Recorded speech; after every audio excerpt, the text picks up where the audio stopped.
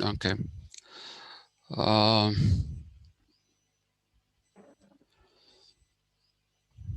all right. What I was doing yesterday was talking about what people call neoliberalism.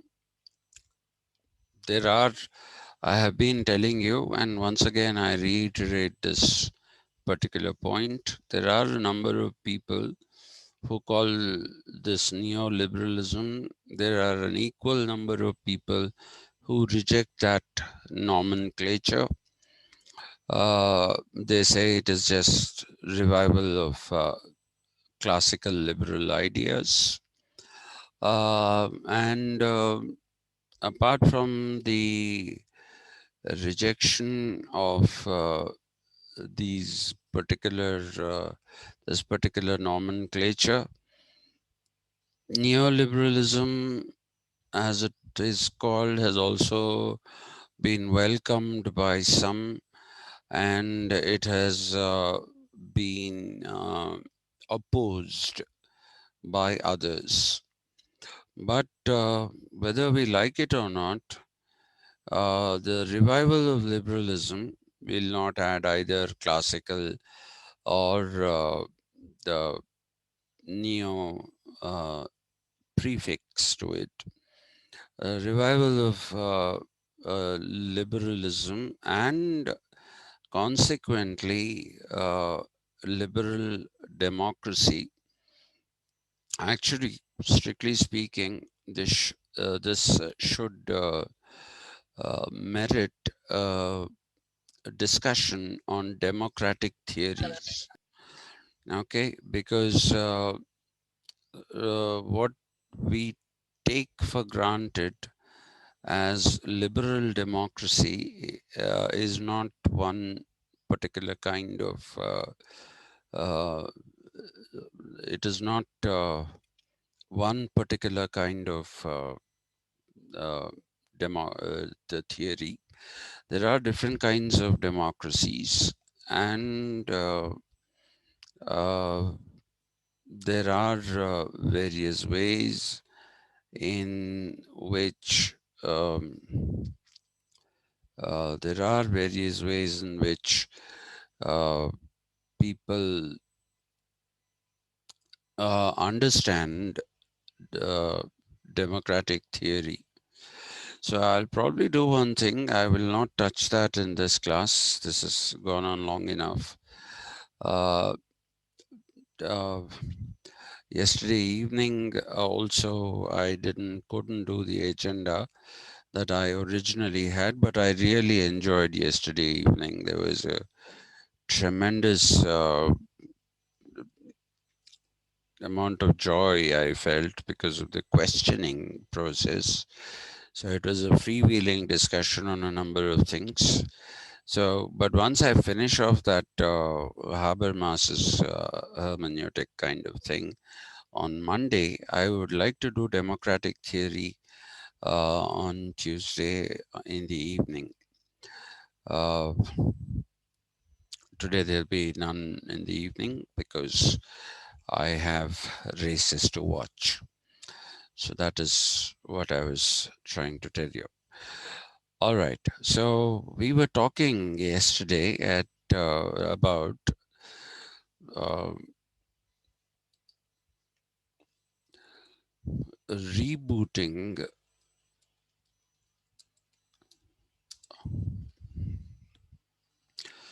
We were talking about a rebooting uh,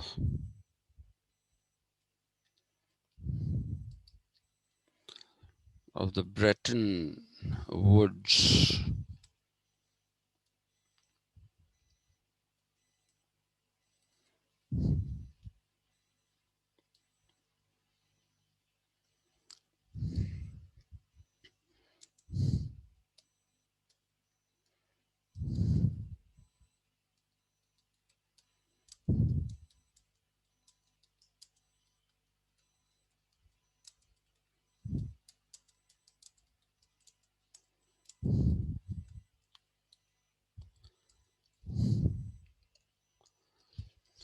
Could you just give me a minute, please? Maya, Maya.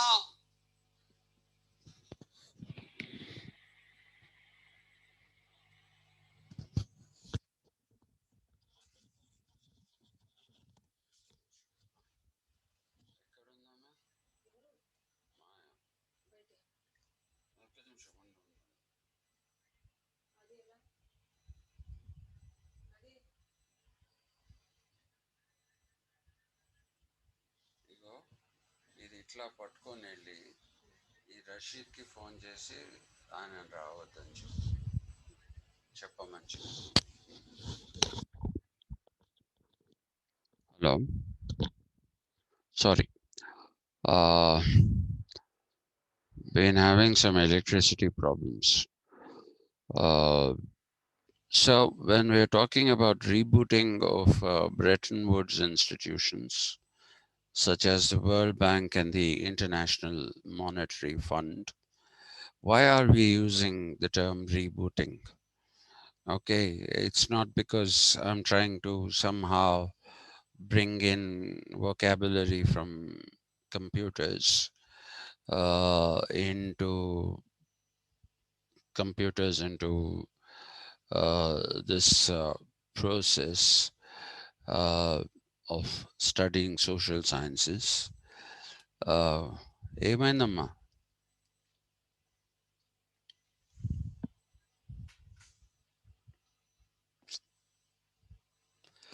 Even my maid servant is so busy that well, you'll have to give me a minute, please, at some point, not immediately. Rebooting is not because I'm trying to incorporate and sound,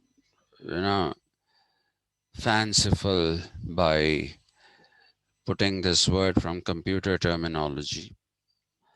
I'm not doing that. I'm doing it because the original intention of the Bretton Woods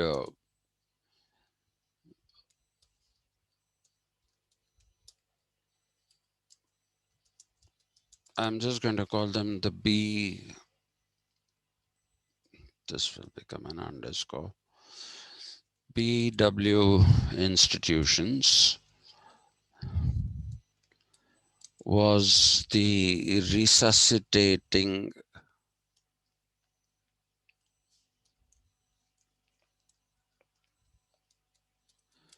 and revival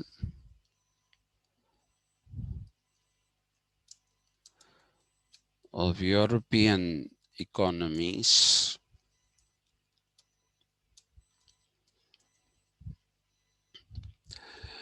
and I discussed at length uh, the policies of Thatcher and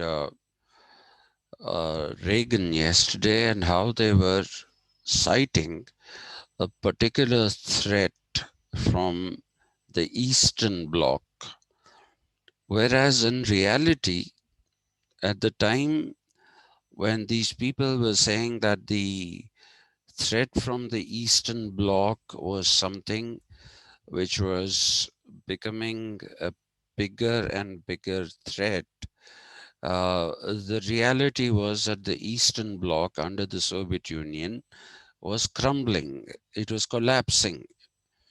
Okay, and by 1989, 1990, you find that the Eastern Bloc ceases to exist. The Eastern Bloc completely ceases to exist, and I told you this happened because of the fact that the Soviet Union pursued arms race. I talked about the space program. I gave you all those details, so I'm not going to go into that. And that cost them a lot of money, and they didn't have because Russia was not the USSR. Originally, Russia was never a developed economy. It was an agrarian economy. uh, which was acknowledged even uh, by Lenin. And you will see that there are these discussions. Um there are these discussions that Lenin has uh, in the form of pamphlets, where he talks about introducing capitalism into Russia so that the working class revolution can become a success. Uh, and this came on the back of a letter which was written to Marx himself. And that particular letter was written by a lady called Vera Zasulish, and German lady, and she asked Marx if it was possible to have a communist revolution in a non-capitalist economy or non-capitalist mode of production. And Marx couldn't answer that question. He was a bit evasive. Uh, so Lenin took it upon himself. And one of the reasons why he conflated uh, Engels uh, with Marx was because Engels had a slightly more simplistic view. Marx was more profound. He was a deep thinker. Engels is not as deep a thinker as Marx was, and therefore he had some kind of answers to questions which were of uh, deep problematic variety. Just a second, please.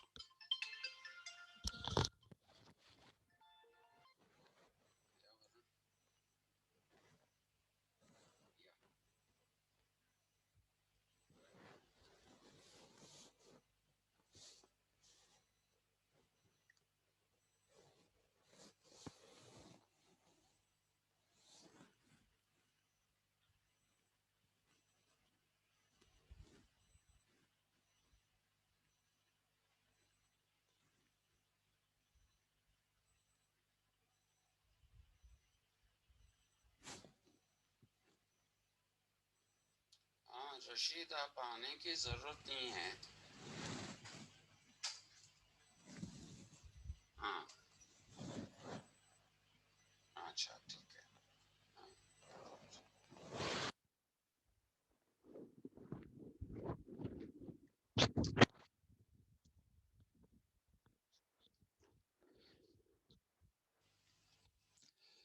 So it was for the resuscitation and revival of European.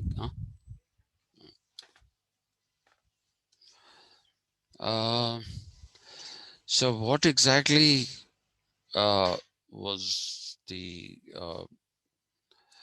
problem? The problem was that Marx didn't have a great answer to the idea of having a communist revolution without capitalism.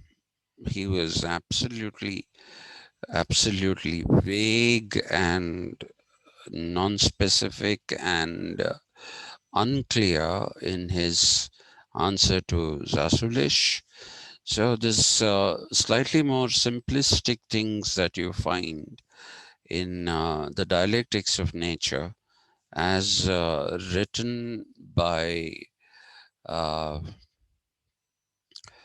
Frederick Engels, that was something that was conflated into Marxism by Lenin to try and create a body of thought that would be some kind of a theory through which you can have revolution. But he too realized that there was a necessity for growth of capitalism. So the Bolshevik party to which he belonged, they were doing their best in the pre-independence, independence from the Tsarist regimes. Uh, so the pre-independence days, he was basically trying to introduce capitalist development into Russia. He wanted industries and he emphasized that you need electricity. Now, while Lenin was alive, a lot of these things he was able to do. But unfortunately, he didn't live for very long after uh, the success of the Bolshevik Revolution, which he claimed was the dictatorship of the proletariat. Uh, that particular period didn't last very long. Uh, with the death of uh, Lenin, uh, and Stalin took over and turned out to be a dictator. So the only thing that they were interested in was building military hardware, especially in the post Second World War period. And a lot of spending happened with these people, with a lot of spending happened with um, these weaponry and space programs. So they got into this arms race and space race with America. So by the 1980s, it was people didn't see it because of the fact that a lot of things were kept secret uh, by Lenin. Sorry, I'm saying Lenin, the Communist Party of the Soviet Union, CPSU, as it was called. A lot of things were kept secret until the arrival of Gorbachev. Uh, Gorbachev,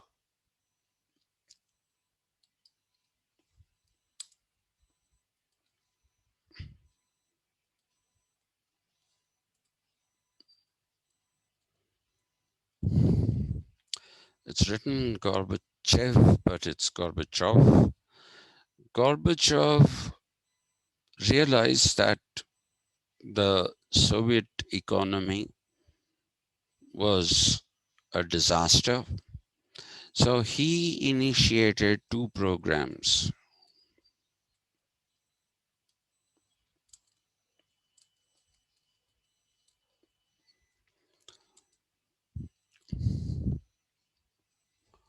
One,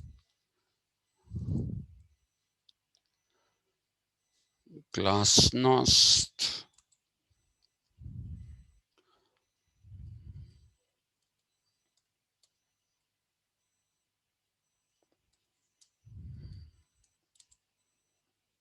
and two,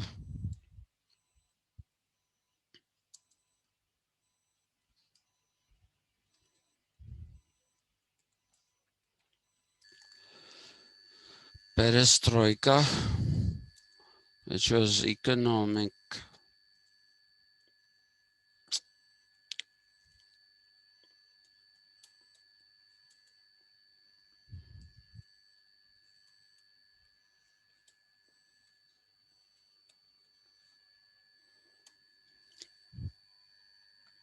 So when he did this, then it became clear to the world as to what really was happening in the Soviet Union and the communist allies who were called the Warsaw Pact, as opposed to the US and the capitalist allies who were called the NATO. NATO is still around. Warsaw Pact is long gone, long dead.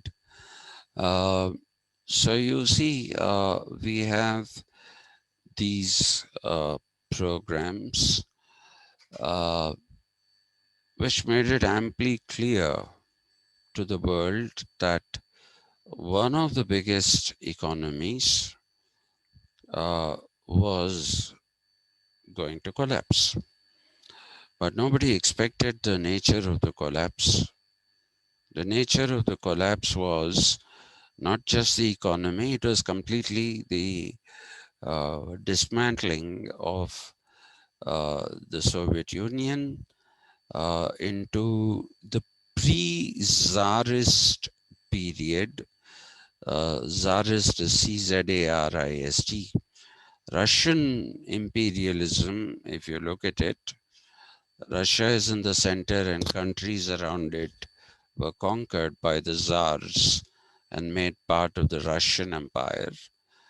And Lenin gave them the right to self determination at the end of the Second World War, which also coincided with not the Second World War, sorry, the First World War, and that also coincided with the success of the Bolshevik Revolution. So he said, decide if you want to be a part of the Soviet Union or not.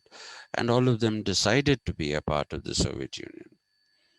And so they were, at that time, there was no coercion, nothing like the Indo-Pakistan, Indo-China border issues. None of them happened. Uh, they all willingly joined. Uh, uh, they all willingly joined the USSR, Union of Soviet Socialist Republics, and you will see that uh, when the dismantling happened, it happened equally peacefully, with no coercion, nothing. Okay, because there was nothing to share, so people decided to go their own way. So going their own way basically meant that what was once the Soviet Union, which was one huge mammoth country, became 16 different republics. And there was also, like I told you, the splitting of your Yugoslavia into five, the Czech Republic into two. So, all kinds of splits were happening everywhere.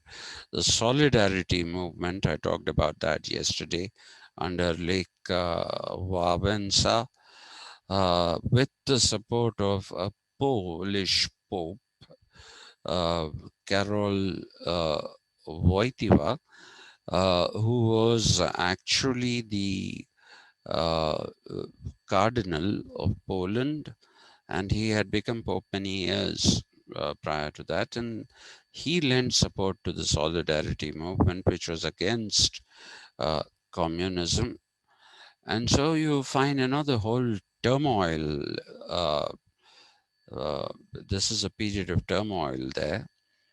And in this particular period of turmoil, you will see that uh, all these economies had actually gone into negative growth. So, this was an opportunity for capitalism to once again reassert itself. Okay, this presented a huge opportunity. Just imagine a superpower disappears. A superpower disappears. Along with that, you have the disappearance of its allies. Uh, Nobody is in a position to invest in armaments anymore. And I told you that the Russian space program, what has it come to? almost zilch now. It really doesn't have any great space program. At one time, it was very, very active, and seeing them, even the Americans have cooled off. Yeah, I think we are the only country now who's doing a space program vigorously. The others are more or less cooled off. Uh, so, with the initiation of glasnost, openness, so he told the people how the world, what was wrong with the uh, economy of the USSR, and with perestroika, he talked about restructuring the economy, the necessity, the absolute necessity. So, this was an opportunity seized upon by the capitalist countries. So, capitalism,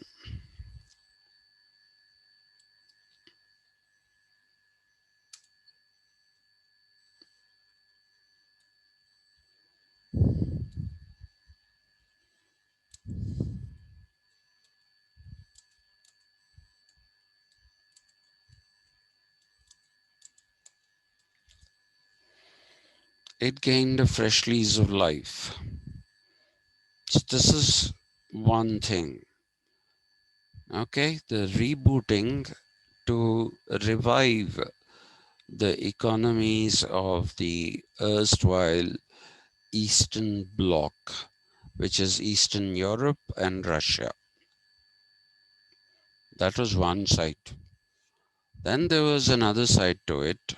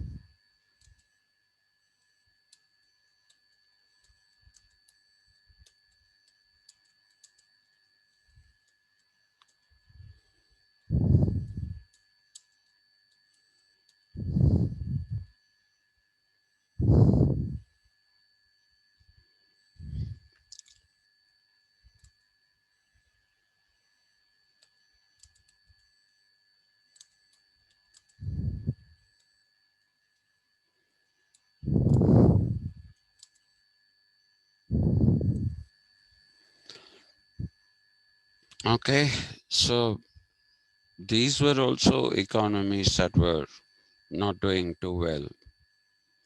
They were,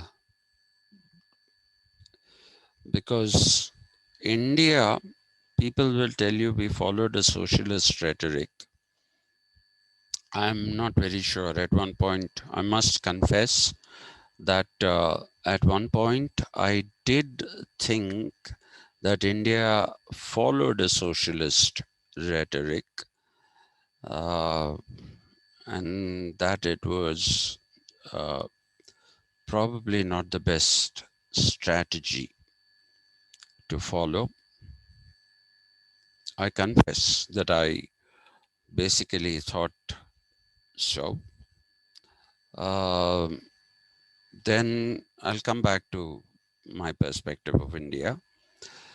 And then there was China.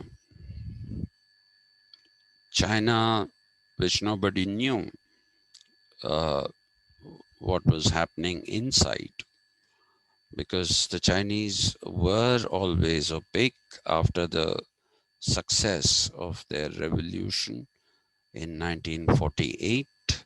China has been an opaque country, continues to be an opaque country. And the economies, like I said, of Thailand, Indonesia, and Vietnam and Laos were absolutely backward at that time. Absolutely backward. Uh, so you will see that these countries also were facing problems. So first, let me discuss Southeast Asia, quickly dispense with it. The Southeast Asians were most welcoming of, uh, they were welcoming of the IMF and World Bank strategies.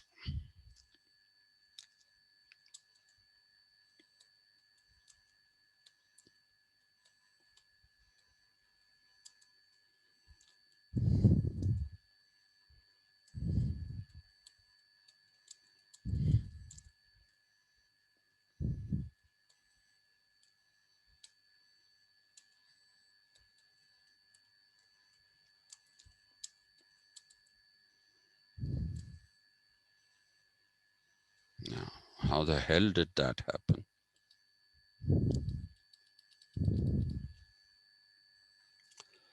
So what is the point in having an undo button if you can't undo?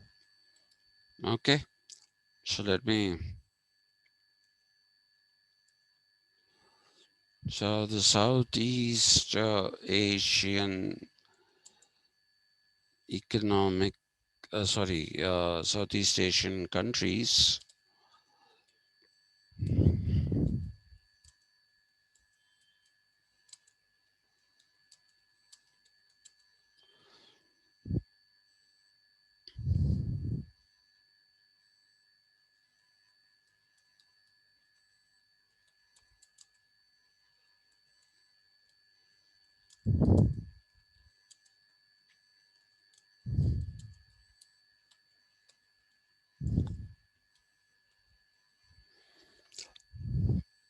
they had no reservations.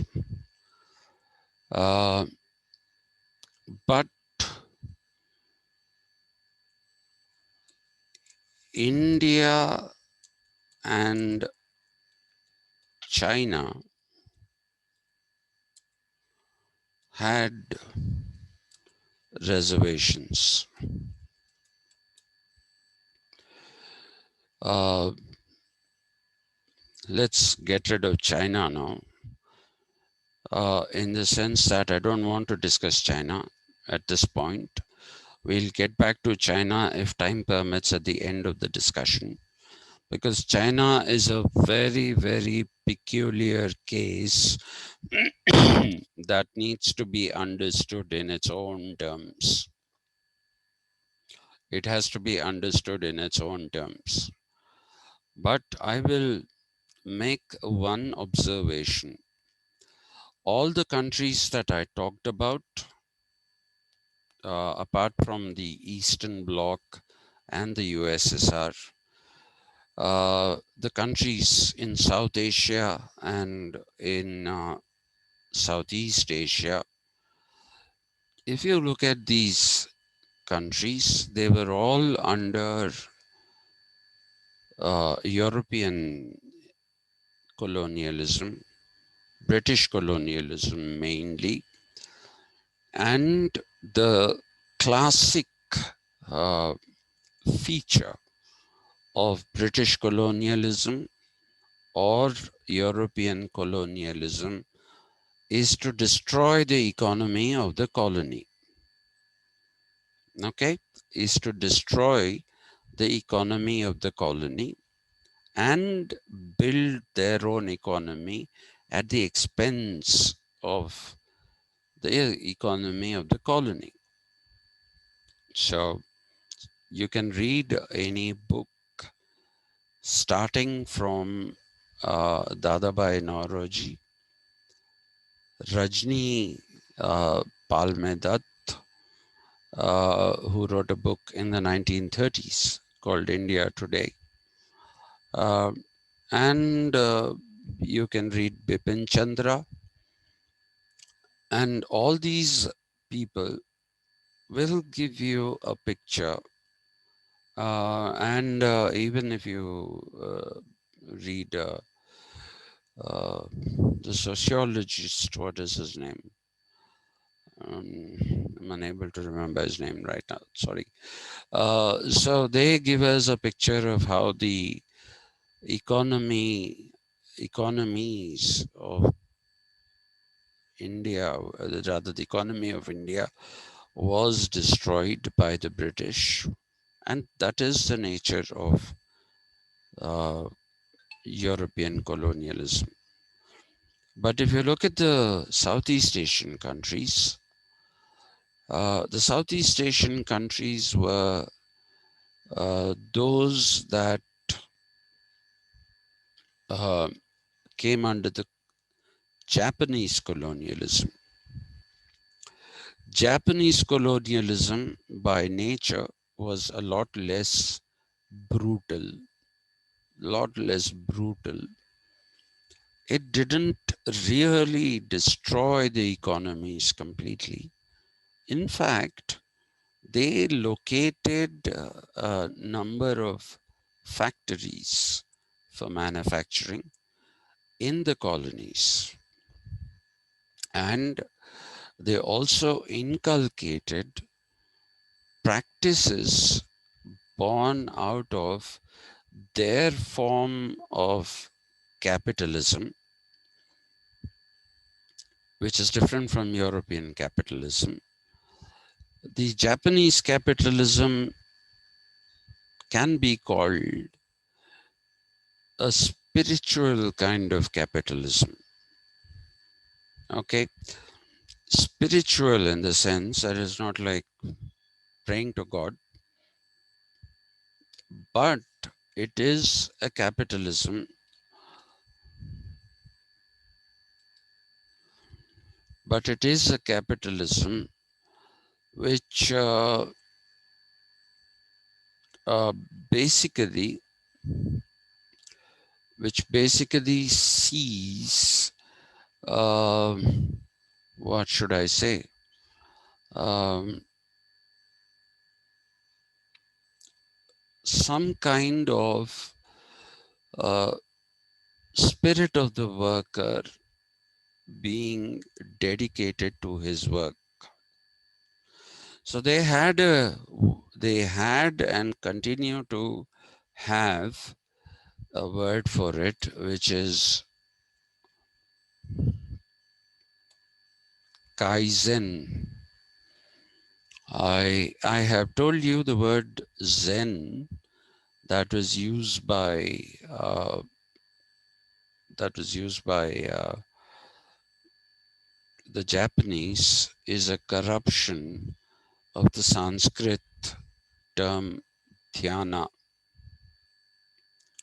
Okay, when dhyana went to China, it became Chan, and when it went to uh, Japan, it became Zen, and it remained Zen even in Korea. And Korea was also a colony until the Russians took over the North Korean part, and now it is a rogue nation.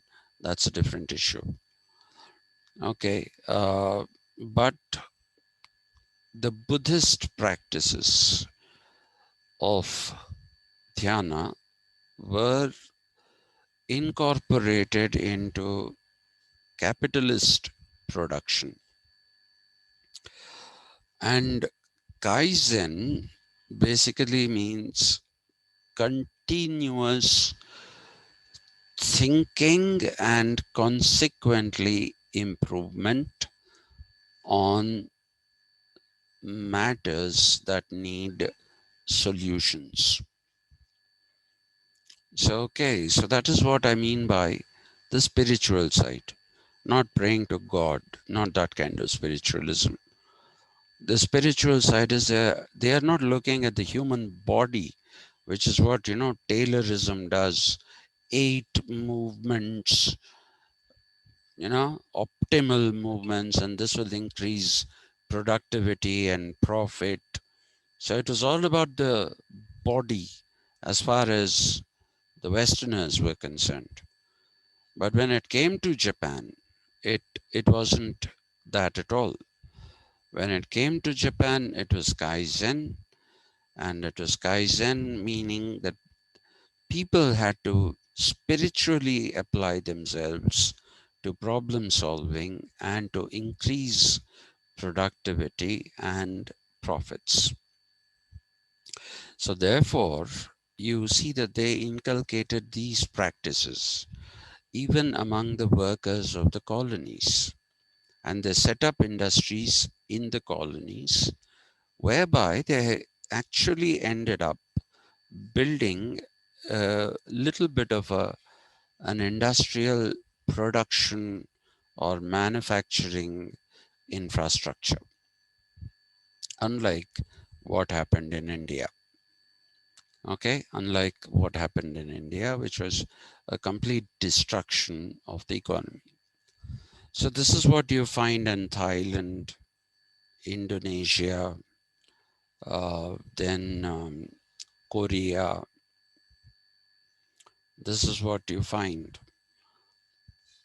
Now, let's talk about China for one reason. China was colonized by uh, 3 nations, 3 countries rather. On the side of the East China Sea and also to the South China Sea, you will find that the Japanese had colonized that belt. So we are talking about provinces such as Shanghai and Guangzhou. Uh, these were the main provinces that were under the control of the Japanese. And then you had another side uh, of China, which bordered Russia. The Russians called these Sakhalin Islands, and the littoral territories around the Sakhalin Islands. So they colonized that. And from the north of India and to the south of China, again you find that there is another colonial power, which is the British colonial power. So China did not have one form of colonialism. It had this developing form of colonialism, developing in the sense that colonialism that gave some importance to development. That was one of the things. And that was Japan. Then there was this undeveloped nation, Russia, which was colonizing parts of it.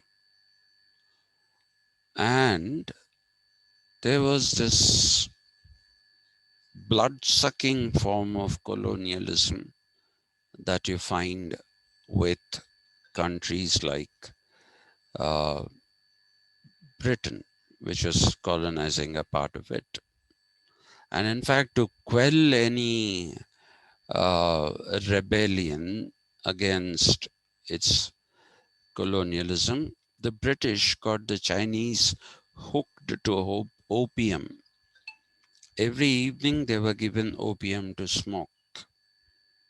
Okay, they smoked opium, and therefore they simply complied with whatever the British asked them.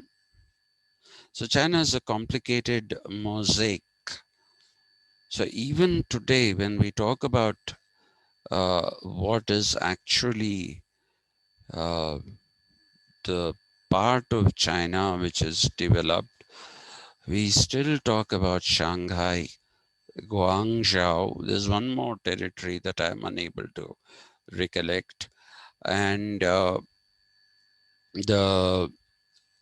fourth one being Beijing.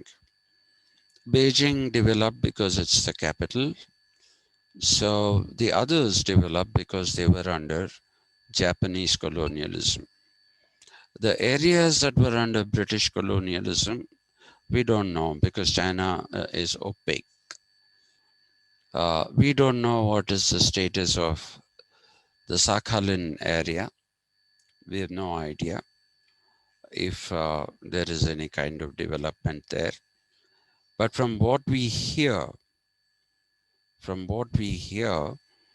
it seems to be that most of the industrial production takes place in the Japanese colonialism, uh, Japanese colonies that were a part of China. Same thing happened with Thailand, with Indonesia, to a certain extent with Vietnam, Laos, and therefore these Southeast Asian countries were very welcoming of this idea of restructuring economies because they already did see some kind of development. India had its reservations. India, and what we had as socialist rhetoric, which is what people have been calling, and I said I too followed that vocabulary at one time. I'm not very sure if uh, that is a correct word. I think if you study Nehru's strategies, you will find that what Nehru was doing was to basically, hey, shut up. They were basically, he was trying to cultivate the infrastructural industry under the public sector. Infrastructure, that which leads to the growth of the economy, all those things he lumped under the public sector. So you had all these companies, BHEL, BHPV, BEL, then you had HAL, then uh, you had the various steel plants, most of which were set uh, in collaboration with the Russians or the Soviets because they had the best blast furnace and smelting technologies. So he was uh, building the infrastructure of the country through the medium of the public sector. So what counted? ONGC, okay, the ONGC, and then uh, to control the thing of the ONGC, the GAIL, Gas Authority of India, and SAIL, the Steel Authority of India Limited, all these were floated basically so that the infrastructure would remain in the hands of the government and not in private hands. So the less important ones, those were the ones that were given to the private sector. Okay, those were the ones that were given as this thing to the private sector. We followed programs of austerity, okay, during the Nehruvian period. We followed programs of austerity in the sense that we didn't want luxurious cars, we didn't want most modern two-wheelers, nothing. These were seen as uh, these were seen as unnecessary, and most people didn't even have the wherewithal to buy these things. And therefore, what you will find is that there is uh, no growth in that side of the industry. There's no growth in there's no growth in that side of the industry till the 1980s, till the mid 1980s. Okay, and we didn't uh, manufacture soaps and things like that. So Unilever came to India and it was called Hindustan Lever. So no, nothing was allowed to be a foreign company. It had to Indianize itself. Uh, so you see, therefore, that the cosmetic industry, by that I don't mean lipstick and talcum powder and face powder. And cosmetic industry is not the infrastructure supporting industry. That was given over to the private sector. That was given over to the private sector, which, in my opinion, was a very sound strategy. And we will also see that education was given a certain kind of importance. People question why higher education first. Why did Nehru emphasize higher education first and not primary and secondary education? Now you have to see that there are two reasons for this.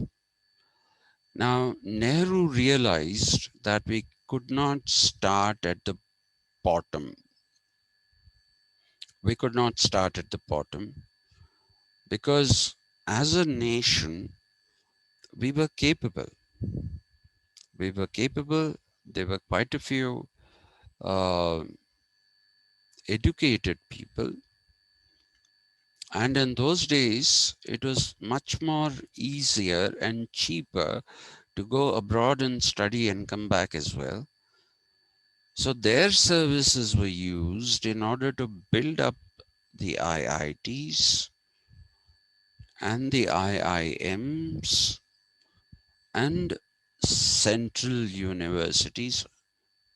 I was stunned to read that we have 42 central universities. God only knows what rubbish they are teaching.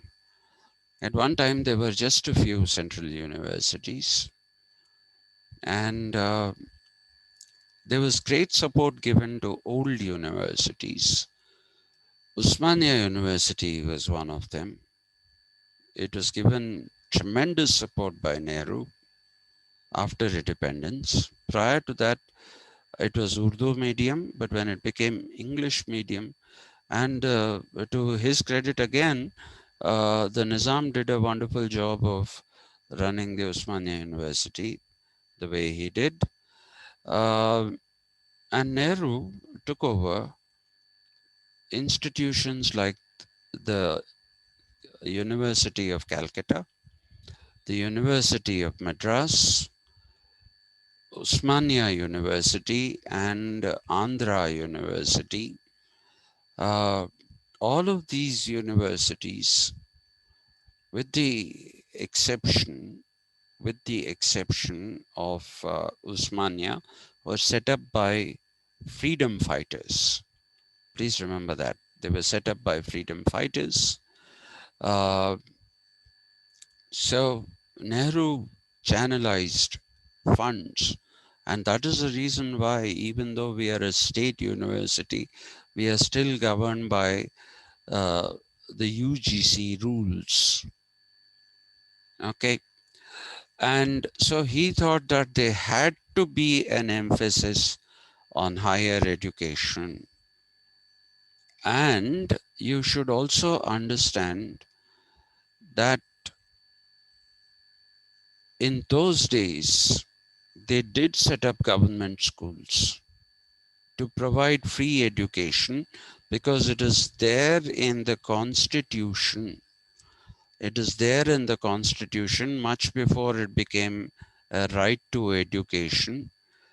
It was there in the constitution that people, I mean, children to up to the student age of 14 had to undergo compulsory education. Yes, Miss Frashta Hakiki, you have raised. Thank you. I want to ask about the UGC rules. Can you explain that?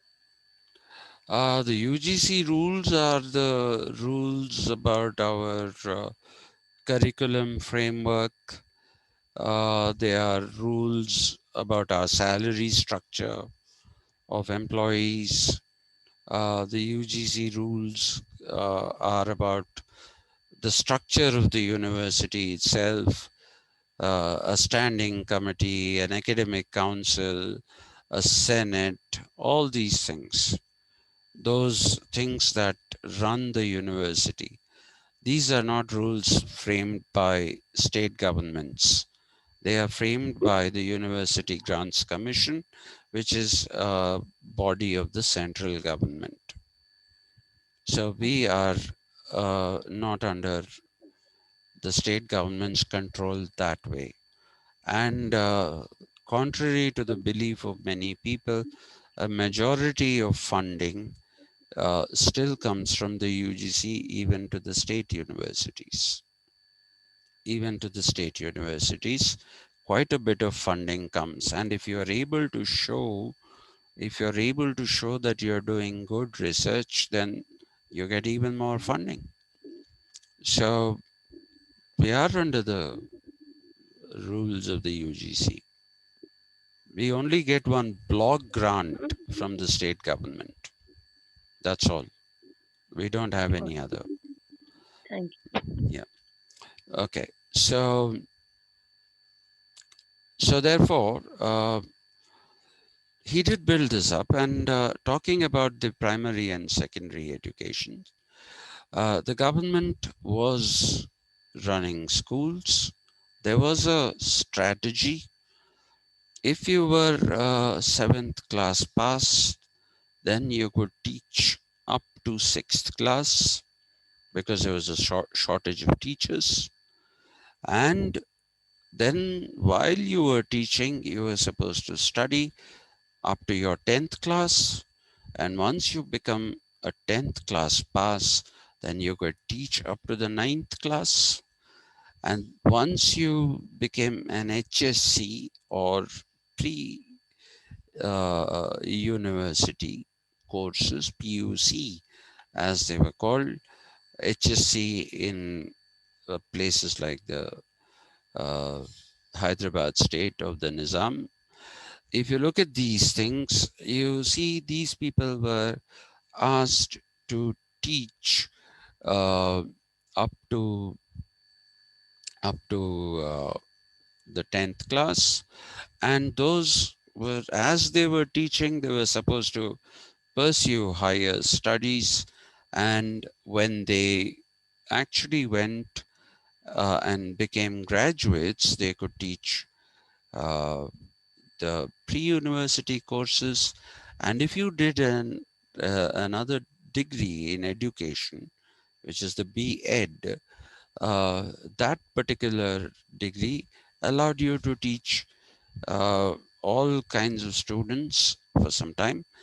But you had to have a post graduation to teach graduates. And that's why he concurrently took up this plan. But Nehru also factored in the fact that the Christian missionaries had set up their institutions, educational institutions in India. Today, the BJP says this was done with the explicit intention of converting people to Christianity, but that is the biggest load of nonsense that I have heard. All these Christian missionary schools were absolutely secular. The only thing Christian about them was the name. They employed people from all walks of life. While we were in Nizamabad, uh, Rachna is here, so I don't know if she knows this place. There is a convent called the Nirmala Nirmala Hridaya Hridaya. Convent. Oh, okay. Yeah. So the Nirmala Hridaya convent had a school attached to it, and the mother superior, okay, the mother superior of the convent, who was also the principal of the school, came to our house. Apparently, I was so small that I don't remember it, that she asked my mother that you must come and teach in the school. We require good teachers for mathematics. So my mother was therefore employed in the Nirmala Hridaya school, and I was still too small. But she said, what do I do with my son? The lady generously said, let him sit in the lower KG. Okay, and I loved going to school. So first I went to Nirmala Hridaya, then I was put in Indur school, which was a little nearer where I was, uh, which was again a pretty decent school. It was a decent school run by Now also famous in Nizamabad. Indur, Even now. Indur, huh? Mm, Indur school. Nirmala Hridaya. Nirmala Hridaya, yes. It's, yeah, Indur also, sir. Indur yeah. also. Indur has a government component. Do you know that? Don't It's know. people think it's a private, full private school, but it is not. Hmm. There is a Yeah, yeah. government grant given to the school. Yes. So some of the teachers, or most of the salaries of the teachers are paid by the government. So, Hmm. so, and so that is how it was. The, the Christian missionaries didn't try to convert anyone. Please believe me, they didn't try to convert anyone. And after coming to Hyderabad, I basically went to another Christian missionary school, St. Paul's, and I'm very proud of my school. I'm very proud of what I learned there, what kind of teachers I have had there. Excellent teachers. They were not all Christians, they were drawn from all sections of society. In fact, most of the teachers were non Christian. There were very few Christian teachers. Most of them were Hindus. So where was this whole thing about this rubbish that these people spread today, that Christian schools were you know set up by missionaries to convert people? That is all rubbish. So if generation a generation of people like me, one entire generation, we benefited from Christian missionary schools. In Hyderabad, which were the schools to go to? All Saints, Little Flower, St. Paul's, St. George's Grammar School, Stanley School, Methodist School, all of these things. What were they? They were Christian schools. And did we convert to Christianity? Were there any attempts to teach us Christian ethics? No, none whatsoever. None whatsoever. Out of Means interest, yeah. the principal or headmaster is Christian or any other else. No, the principal is a Christian. Hmm. The principal is a Christian because it's a Christian trust that runs it. Okay. It's donation from other countries, sir. Mainly, It, yes. Mainly, yes. okay. Yeah. Mainly from other countries. But they also get donations from within India now. Hmm. Okay. At that time, they were getting foreign donations, but now they get Indian donations as well. Okay. Okay. Um, and while talking about Christian missionary schools, please don't, boys who have been to Christian missionary school, don't say we went to a convent school. That's a very wrong usage that we have in India. It's an Hmm. Indianism. A convent is meant only for sisters who are nuns. Okay. They are not meant for men. Okay. So they are technically all, even girls' Christian schools are not all convent schools unless they are attached to a convent. Like, for example, in Hyderabad, there is a rosary school which is attached to a convent. Okay. Means the girls who are studying there all are nuns. No, Huh. no. There is a Then convent there. The girls who are studying are mostly non-Christians, but it is a convent that runs that school. okay. Yeah, the girls are all not nuns. Okay, Hmm. so these people don't come in front of men. So that's the reason why they are uh, convent schools, right? And the other one is St. Anne's in Secunderabad, which also has a convent attached to it. And please remember that convents are attached only to Catholic schools, not to Protestant schools. Protestantism doesn't have this whole thing of uh, a convent for nuns and no such thing. No, because the nuns are actually supposed to be the brides of Jesus Christ. Okay. So anyway, so there was this plethora of Christian schools who were providing very decent education. So you can't blame Nehru for that. Uh, so the education program was a pretty solid program. Today, when people sitting in the US who went there because of the Y2K bug, the year 2000 bug, the millennium bug as it is called, uh, those who have gone there, they went there after doing their studies entirely here in India. Okay, they have gone there after doing their studies entirely in India. And these are the people today who say India, the education is rubbish. And I only ask them one question: where did you study? On the basis of what education did you get a job in the United States of America? Did you do a course there? Did you study there? No, you didn't study there.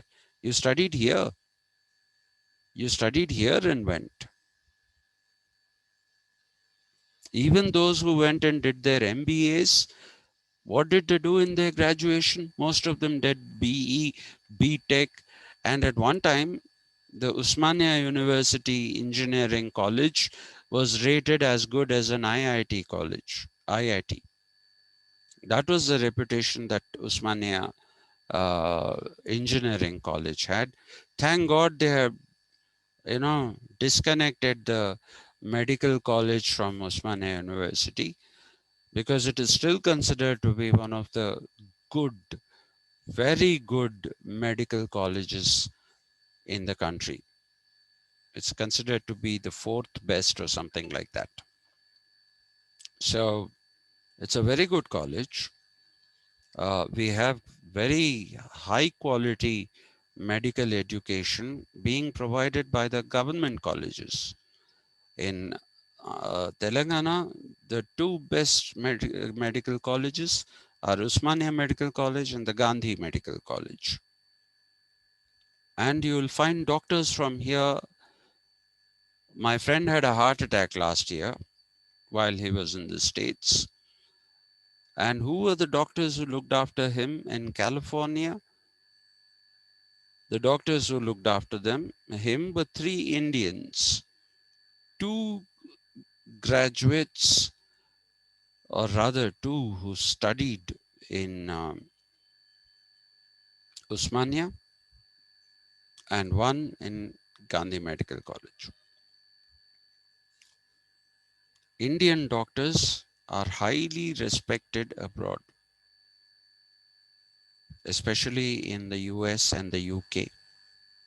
We have had very, very good medical education, and that is all thanks to Nehru engineering colleges, the regional engineering colleges. Every region, he said, should have an engineering colleges, which have now become NITs, or National Institutes of Technology. They were originally called regional engineering colleges. So we had a robust education system, and please don't question it. Please don't question it. When I've gone abroad and when I have spoken in seminars and when I have lectured, people have asked me, have you had any education abroad? And I said, no, I am a product of completely Indian education system. I have not done a single course abroad. I have gone as visiting fellow. I have gone as visiting fellow to participate in seminars and to deliver lectures, but I didn't study anything abroad. All my education is in India. And then after when in a particular uh, seminar, after I described America as not a democracy in America, this was in Amherst, and a distinguished professor walks up to me. Distinguished professor is a formal designation given to very, very few people. He was an octogenarian, over 80 years of age. He comes, pats me on my back, and he tells me, "You are a very accomplished scholar." Well, I'm not saying this to blow my trumpet and tell you that I'm great. No, I'm not. There are much better people than me. Okay. But I'm trying to tell you that there is nothing wrong.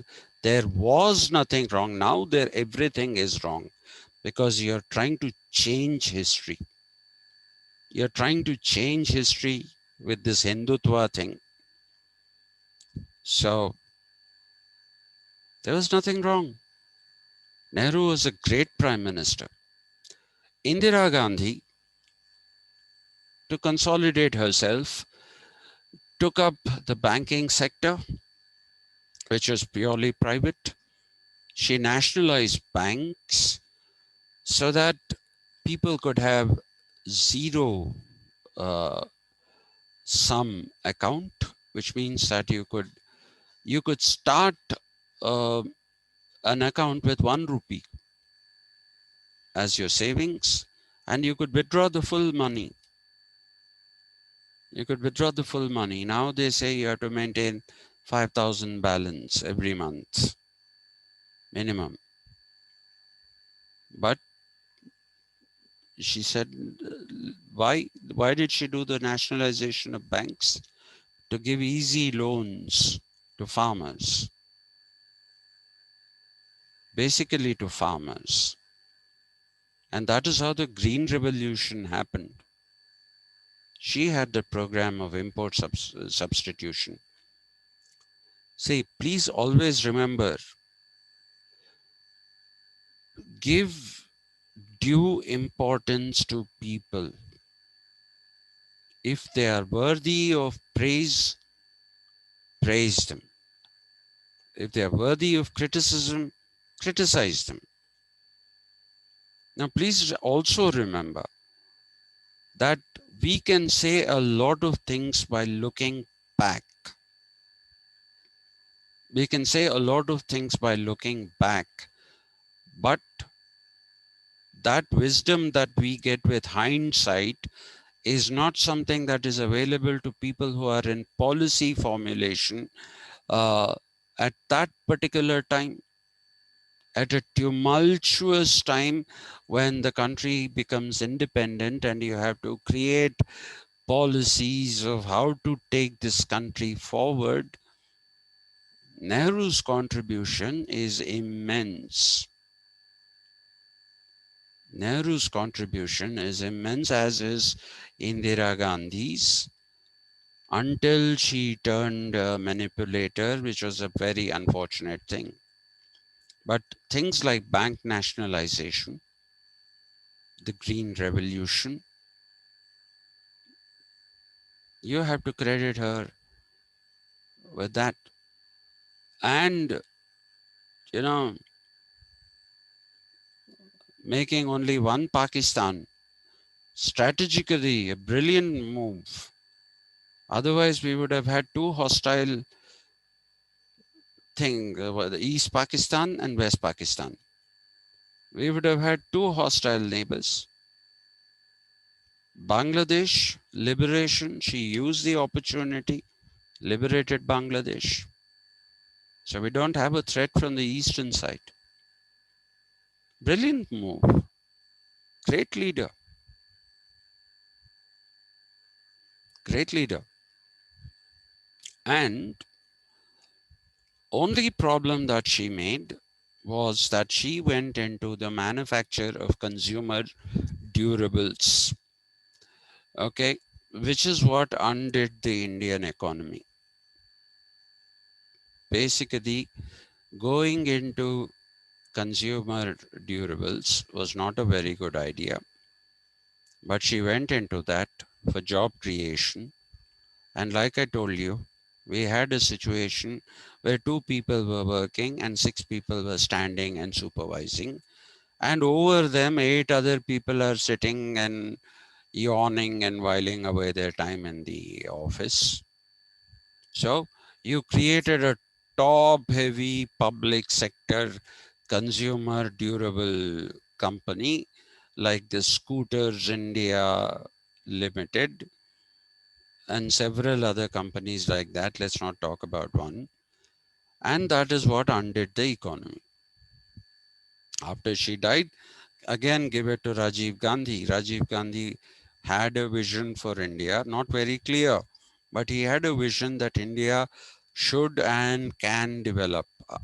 I met him personally uh, as a topper, so I know that. And he was talking to the youth of the country to find out what they wanted and how is it that we can achieve these things. At that time, he was not a seasoned politician. He was not a seasoned politician. He was full of ideas. He wanted to hear more people, especially the young people. He said, the nation is in your hands. tell what should we do. Which prime minister does it? This fellow talks to people, doesn't hear them. He talks to people. Our president, Mr. Modi, and in WhatsApp groups, oh, this great prime minister is talking to people, and he's talking to them, not listening to them. Rajiv Gandhi was listening to people, not talking to people. Unfortunately, a useless, corrupt coterie got around him, and that led to his downfall. But by then, he had done enough good things. And the best ever thing that he did was computerization and telecommunications.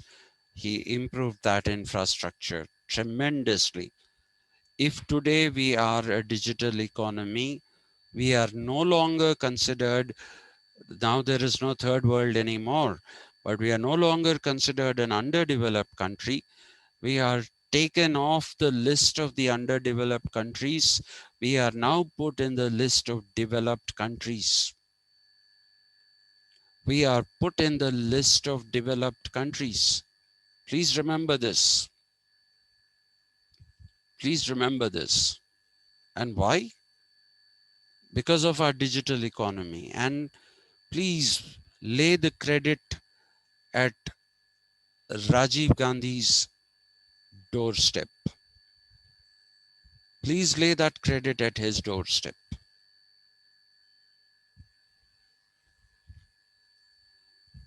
Okay. And another definitive thing that happened is federalism. If you look at the Constitution, nowhere do you find federalism as a word figuring in the Constitution. It only says we are a union of states. No organization is called a federal, no government organization uses federal. Okay, we say central. The Reserve Bank is called the central bank. Okay, this is supposed to be a centralization. And because we are a big country, we're a pretty big country, second most populous and seventh in terms of territory. So we do need different levels of governance. But the focus has always been, given our past, our tendency to fight and disintegrate, given that our founding fathers thought it fit to create a constitution that will centralize powers. It will centralize all the important powers. And during Mrs. Gandhi's time, allocation of funds was supposed to have take, taken place through the Interstate Council, which is the body mentioned in the Constitution. In Nehru's time, the Interstate Council used to meet, and the meetings were pretty smooth because everywhere the Congress was ruling. There was no other party ruling any state of the country. So it was smooth. But with Mrs. Gandhi, she started facing troubles. Factionalism set into the Congress. So the first problem she faced was from within the Congress. So what does she do? She creates this extra constitutional body called the Planning Commission, and states have to go every year with a list of demands saying, see, this is, we had a cyclone, we had famine, we had this, we had this problem. So we require this much funding, and so please give us the money. So the Planning Commission was acting as the de facto distributor of finances, which should have been done by the Interstate Council. But uh, what really stopped the centralizing tendency was the disappearance of single party domination. What we find till 1989, till 1989, with the exception of that period of 26 months when the Janata Party was in power, we find that it was the Congress which was always in power, the Indian National Congress. So it was a single dominant party system, and people were even calling it, because of the kind of powers that Indira Gandhi assumed, people were calling it the prime ministerial form of government instead of the parliamentary form of government. Okay, now you will see that in the 1980s, when the economy started collapsing, there were half hearted steps. And by the time it was 1990, we were almost down and out. And even though the Narasimha Rao government, nobody knew if it had a proper majority, nobody challenged it because nobody wanted to sit in that chair of the prime minister. Because if you sat in that chair, then you could be accused of taking the country into poverty and bankruptcy. We were that close, just 2 weeks of foreign reserves left. And at that time, you had the liberalization of the economy. That is when, which is what people call globalization. It's not globalization. Globalization started with colonialism. Okay. The fact that we have a parliament, are these our institutions? They are not. They are institutions that have come from Britain. The office of the prime minister, is it a, the idea of council of ministers, in that a cabinet minister, all these are Western imports. All these are Western imports. So liberalization of the economy became necessary. What was liberalization? Globalization was already there. Liberalization is open up the sectors. So this is where the rebooting again happened, even in India. It happened in India. India opened its doors to foreign investment. Okay, you could invest here. Soft loans were given by the Bretton Woods institutions. Not only were soft loans given, fresh soft loans are those which have a smaller component of interest. Not only were they given new loans, they were also given the old loans that were yet to be serviced, even their interest rates were brought down. And the IMF and the World Bank told all these countries, including India, when I say all these countries, the Soviet Union and the erstwhile Soviet Union and the 16 republics that later on became independent, the Eastern European countries, China, India, Southeast Asian countries, all of these were asked to open their economies, integrate it into the economy of the world, not stand out as distinct economies. Now listen, I don't want to rush through this because I want to talk about the structural adjustment program. Uh, Akshay Kumar, are you there? Yes, sir. Will you let me finish this on Monday? Yes, sir.